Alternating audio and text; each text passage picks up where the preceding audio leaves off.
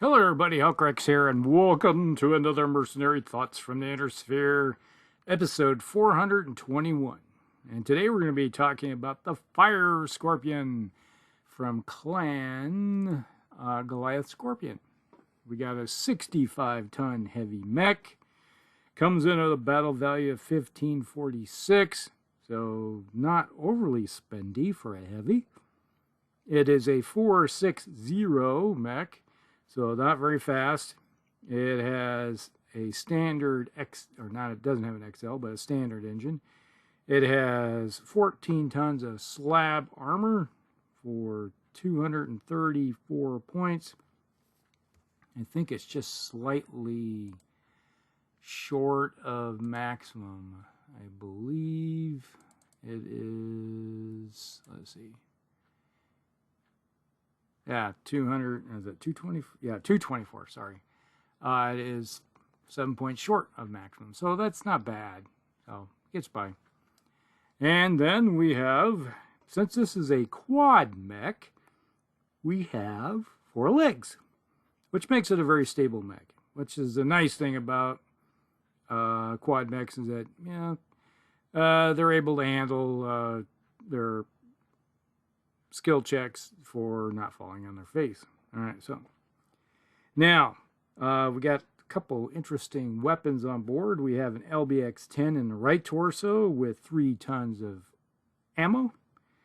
And then we have in the left torso an AC-10 Ultra with what, 3 tons? Yeah, 3 tons of ammo. So you got an LBX-10 in one torso and an Ultra 10 in the other torso, and both have 3 tons. So more than enough ammunition to go around with these things.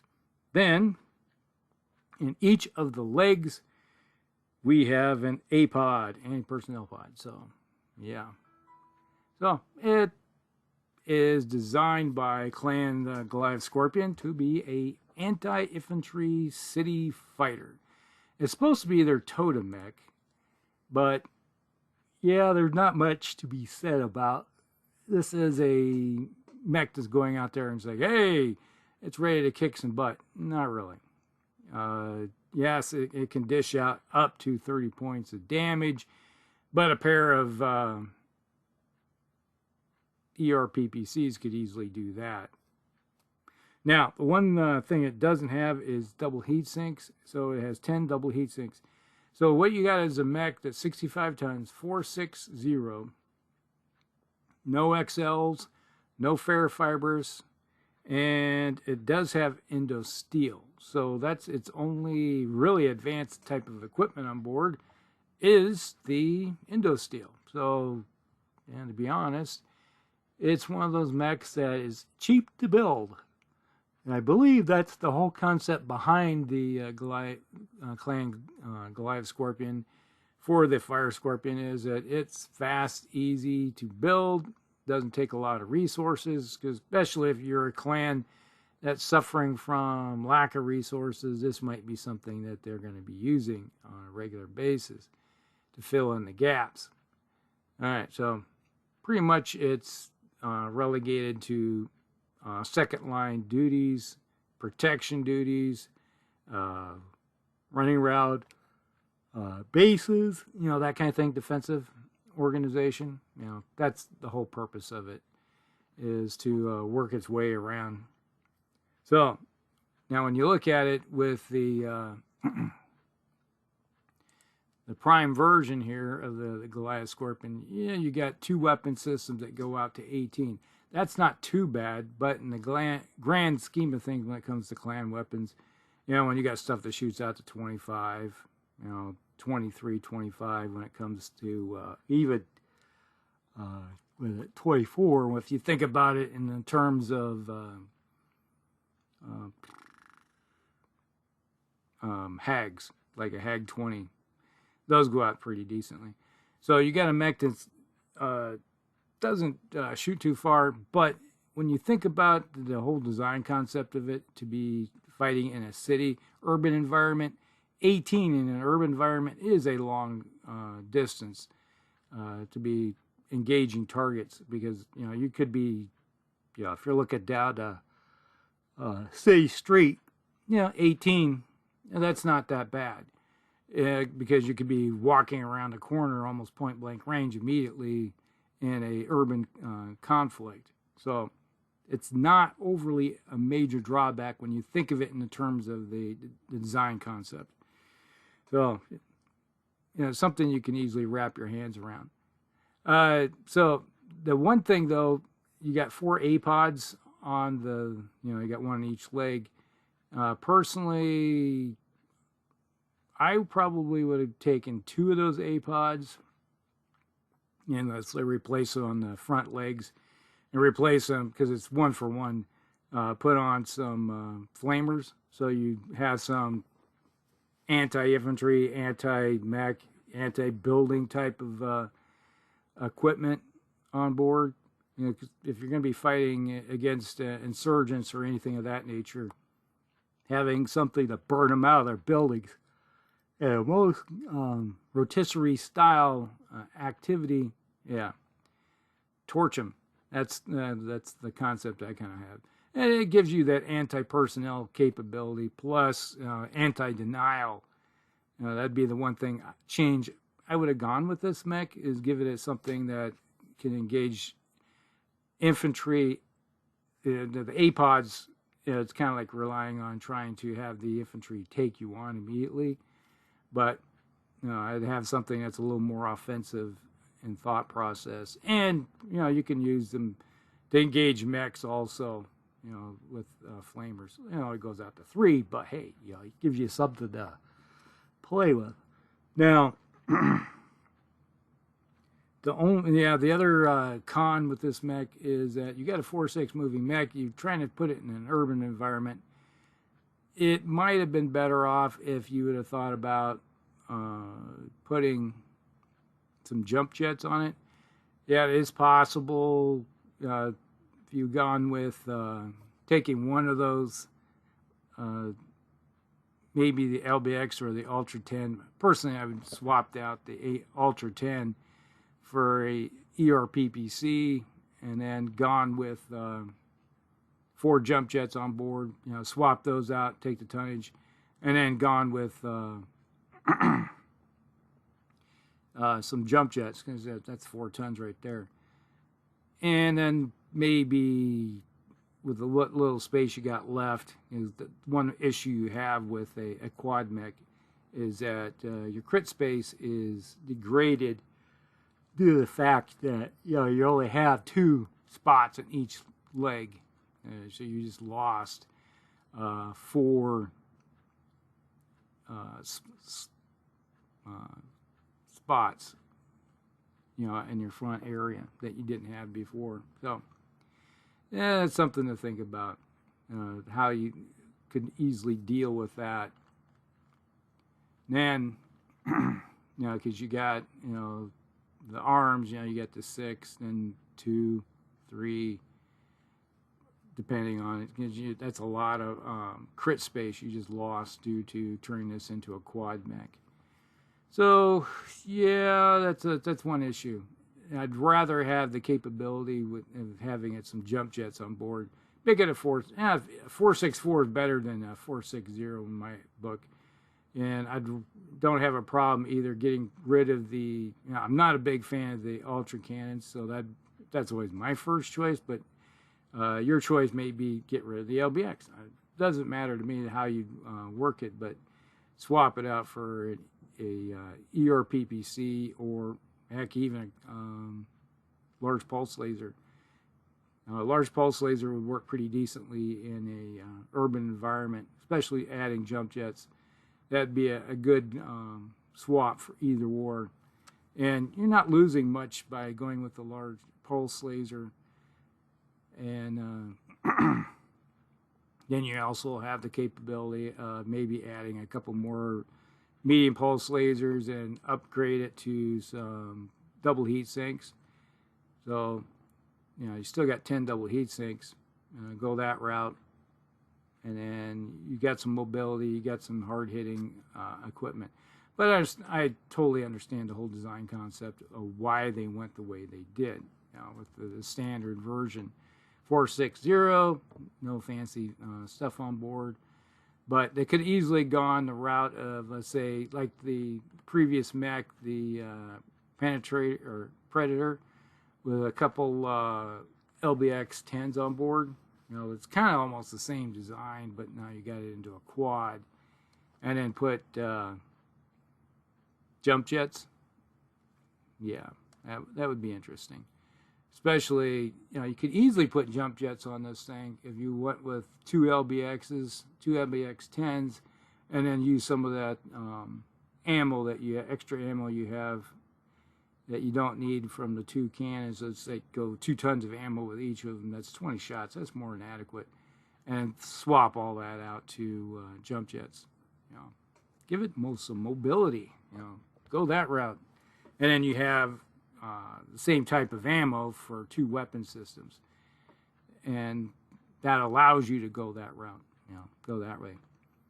Now there's a second version of this mech, the Fire Scorpion 2. Now this one is a little bit different.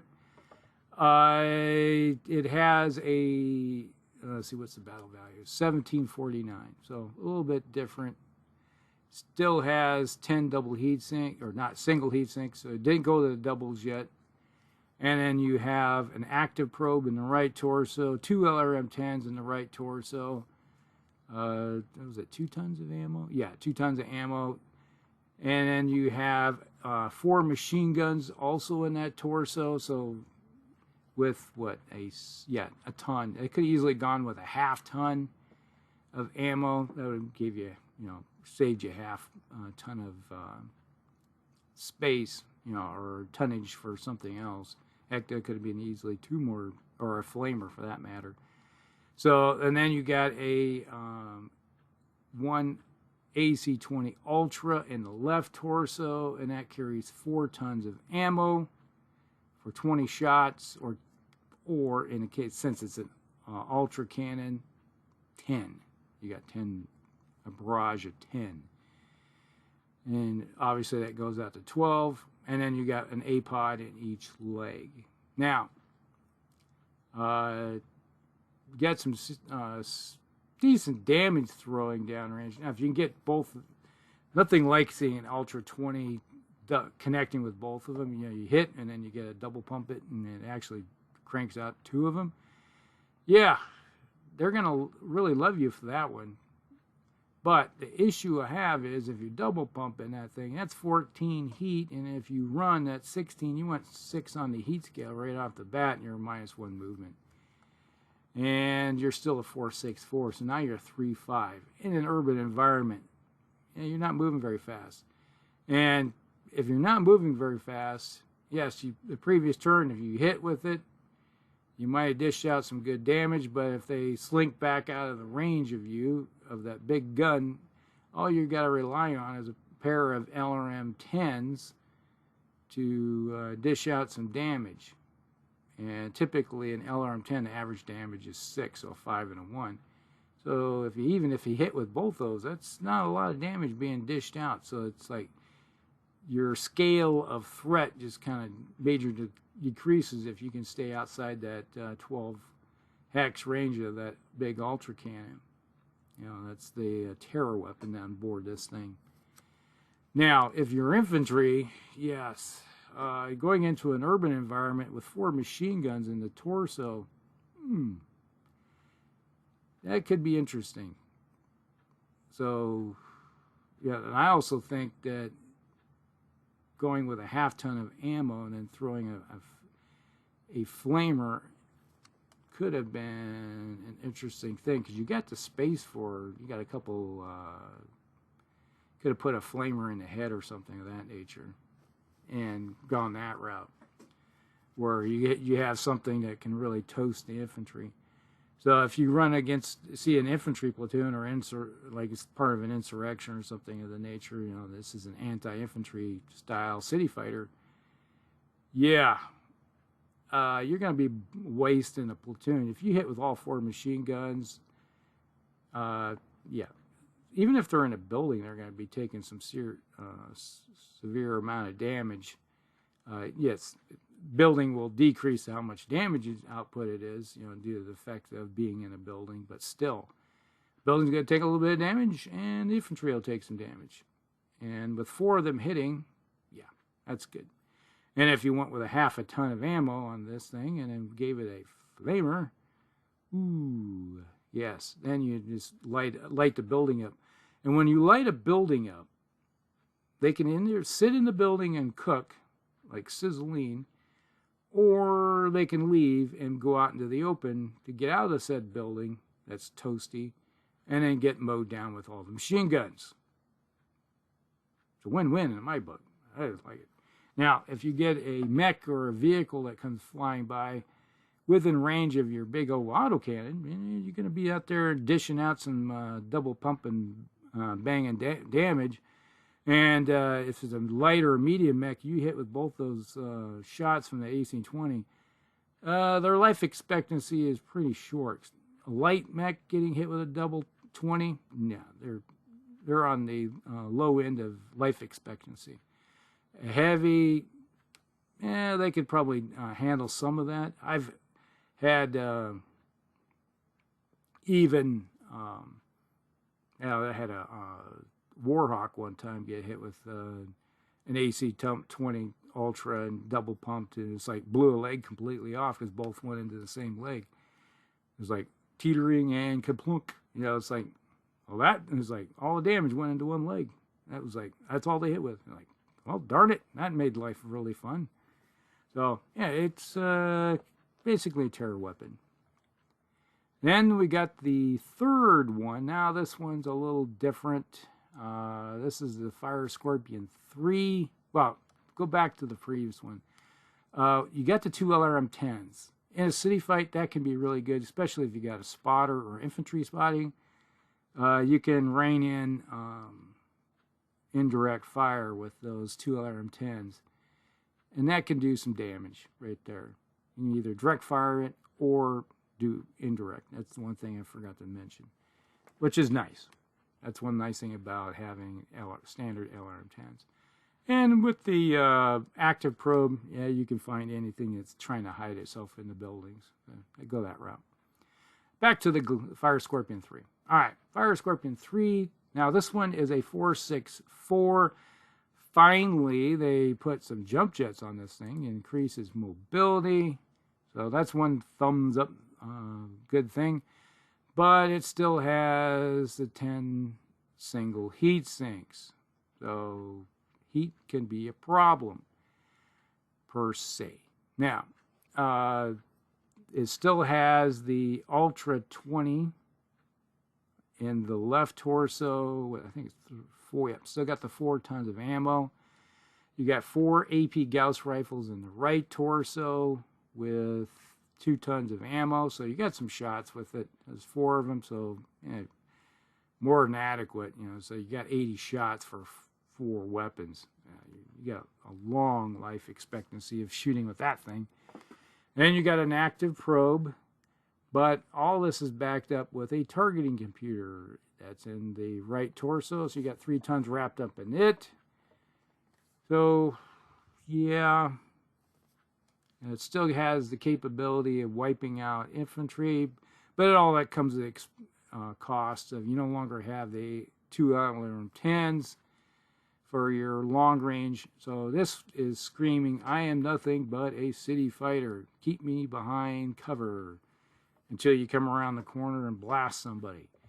Because now you got the longest range weapon system you have on board is the Ultra 20, and then you got the 4 AP Gauss rifles going out to 9. So there. Yeah, that's pretty much it when it comes to that. Then the battle value is 1904. So it's starting to go up there a little more spendy for something that's a short range weapon system for, you know, with that AC-20 Ultra. So once again, and you no longer have the anti-personnel pods on the legs.